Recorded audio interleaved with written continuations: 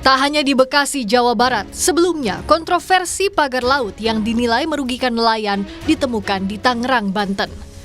Wahana Lingkungan Hidup Walhi mencurigai pemagaran laut di Tangerang, Banten sepanjang 30 km merupakan bagian dari proyek reklamasi. Menurut Walhi, pemerintah tidak mungkin tidak mengetahui keberadaan pagar laut itu.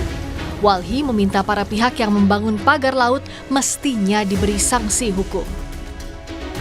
Pagar bambu di Tangerang ini kami sangat berkeyakinan ini untuk reklamasi.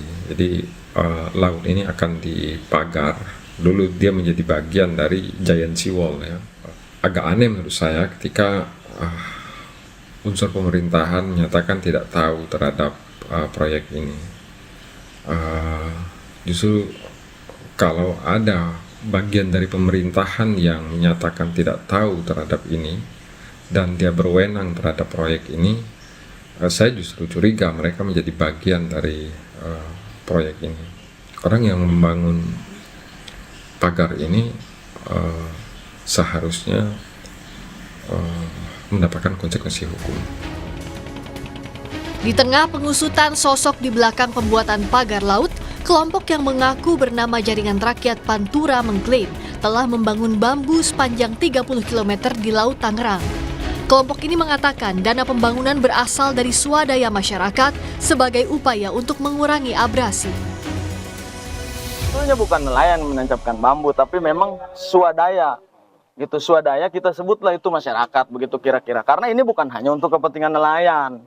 Ide dasarnya begitu. Ini adalah untuk juga kepentingan menahan abrasi, ombak, dan segala macam. Jadi dibuatlah tanggul itu tersebut. Seiring berjalannya waktu, ditumbuhi ternyata oleh kerang hijau, lalu diberi waring untuk membudidaya udang dan segala macam. Ini kan kemudian menjadi tambahan. Kita lihat nggak ada yang mentok-mentok tuh perahu orang yang bernelayan, tidak ada.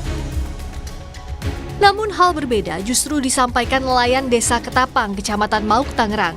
Mereka mengaku resah dengan adanya pagar laut tersebut. Masyarakat setempat sudah melapor kepada pihak terkait dan berharap agar pagar laut segera dicabut. Sangat mengganggu, Pak. Mengganggunya itu seperti apa, Pak? Ya, lalu lintas keluar masuknya nelayan, Pak. Kira-kira nih pagar bambu ini sudah berapa lama sih, Pak? Sekitar 4 bulanan yang lalu. Dan ini pagar bambu ini sebenarnya udah ada laporan dari masyarakat atau nelayan belum sih, Pak? Laporan udah ada survei tapi tidak ada tindak lanjut. Dalam kasus polemik pagar laut ini, kelompok usaha Agung Sedayu membantah terlibat dalam pembangunan pagar laut ilegal di perairan Tangerang, Banten. Dalam rilis tertulisnya, Agung Sedayu menyebut pagar laut itu merupakan hasil inisiatif dan swadaya masyarakat serta akan dimanfaatkan masyarakat sebagai tambak ikan. Kementerian Kelautan dan Perikanan telah menghentikan pengerjaan pagar laut tanpa izin di Tangerang, Banten.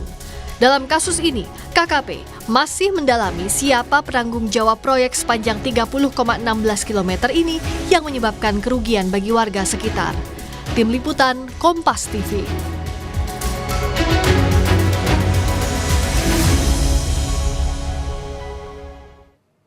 Soal kontroversi pagar laut di Bekasi, Jawa Barat ini akan kita tanyakan kepada jurnalis Kompas TV Alexander Blegur. Blegur, sudahkah diketahui siapa yang bertanggung jawab atas pembuatan pagar laut di Bekasi dan apa tujuannya? Ya baik, Tifal dan saudara, memang setelah kami memantau dan melakukan penelusuran ke perairan utara, tepatnya di danau di Desa Segajaya, Tarumajaya, Kabupaten Bekasi, memang tumpukan ribuan bambu yang menyerupai pagar ataupun tanggul ini memang dibuat oleh Pemprov Jawa Barat dengan perjanjian oleh 2 perusahaan. Tujuannya memang kerjasama Pemprov dengan 2 perusahaan ini dilakukan untuk membangun pelabuhan yang nantinya memang digunakan untuk keluar masuk kapal yang berkapasitas di bawah 30 JT. Dan juga memang saat ini dari Ahmad Kurniawan, Kepala UPTD Pelabuhan Perikanan Muara Ciasem, Dinas Kelautan dan Perikanan Jabar, mengatakan keberadaan ribuan batang ini memang kerjasama dengan 2 perusahaan, yaitu PT Tunas Ruang Pelabuhan Nusantara atau TPRN dan juga Mega Agung Nusantara Man, di mana memang ada 2 tanggul di sisi kiri dan sisi kanan, di mana perusahaan TPRN berada di sebelah kiri dan perusahaan MAN ini memang ada di sebelah kanan. Jadi memang pembangunan tanggul di kiri kanan ini memang dijadwalkan atau diprediksi dibangun dengan memanjang sekitar 5 kilometer. Namun memang pembangunannya saat ini baru berjalan sekitar 2 kilometer. Adapun memang perjanjian antara Pemprov Jabar dengan kedua perusahaan ini dilakukan sejak tahun 2003 lalu. Dan memang direncanakan selesai semua untuk pembangunan pelabuhan dan arus lalu lintasnya menuju dari dermaga maupun dari menuju laut lepas itu diperkirakan selama 5 tahun atau tepatnya pada tahun 2008 mendatang. Saat ini memang proses masih berjalan. Kita lihat tadi pemantauan di lapangan memang ada terlihat beberapa ekskavator yang kami perkirakan sekitar ada 4. Namun memang ekskavator untuk dilakukan pengerukan tanah di sisi kiri dan kiri kanan ini masih belum bekerja seperti itu. Berikut bisa saya petikan wawancara dari Ahman Kurniawan, Kepala UPTD Pelabuhan Perikanan Muara Ciasem, Dinas Kelautan dan Perikanan Jabar. Kami sampaikan di sini bahwa di perairan Paljaya khususnya ada pembangunan alur pelabuhan, di mana pembangunan alur pelabuhan ini merupakan tindak lanjut dari adanya perjanjian kerjasama antara pihak Pemprov Jabar dengan salah satu perusahaan yaitu PT Tunas Ruang Pelabuhan Nusantara atau TRPN, di mana di dalam perjanjian kerjasamanya itu pihak TRPN menyanggupi di dalam penataan kawasan pelabuhan perikanan. Ya, memang anggaran untuk pembangunan pelabuhan Paljaya khususnya di Desa Tenggara Jaya, Tarubajaya, Kabupaten Bekasi ini menganggarkan sekitar untuk pembangunan pelabuhan ini sekitar 100 sampai dengan 200 miliar.